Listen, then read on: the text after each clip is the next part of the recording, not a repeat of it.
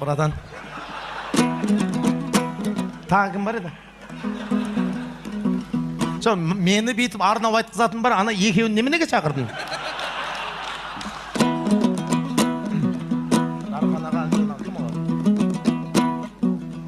Ауылдағы ағалар келіп отыр. Нағаш ағам Рахым, Дархан, Әлімжан қайда көрінбей неғып отыр? Қайда о братандар? Ауылдан келді ма? Созақтан ба? Садақа созақтан құтқарады деген бар. Ойбай, дозақтан құтқарады деген ғой. Ай, машалла. Налишкімен келіңіздер, шылаз боша. Алла разы болсын. Астына сала беріңіз. Машалла. Ассаламу алейкум. Жұма күнгі беріп жатқан садақаларын қабыл болсын. Астына саламыз, астына. Машалла, көп-көп рахмет. Осылай әдемі шапаның болсын, братан. Әппақ осылай мұсылманша сақалың болсын. Жасың 95-ке иншалла жетіп алып, жаныңда 3-4 тоқалың болсын. Амин деп қояды. Болсын сол. 90-ға келген кімнің бай екенін ұмытып қалатын шығарсың ертең.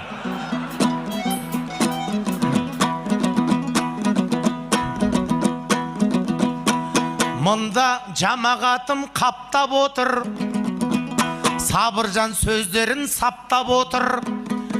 Нұралы братан Елдос досымды айтшы дейді. Ол Елдос осында әппақ отыр. Әппақ Елдос па? Әппақ Елдос.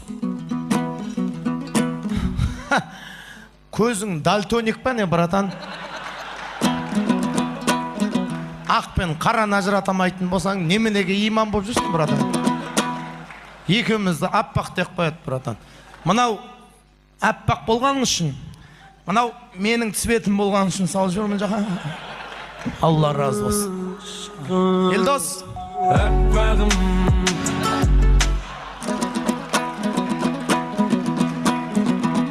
Тас, мен жинап алдым. Мынаны сендер айтыңдар. Рахмет. Рахмет. Көке, Нұреке, мына көкем кім болады? Мына көкем ағаңыз ба? Осы ағама да бір 10 000 теңге берейін. Мұсылман адам бөлшіп жейді ғой негізі. Сізді ананы қыстырып не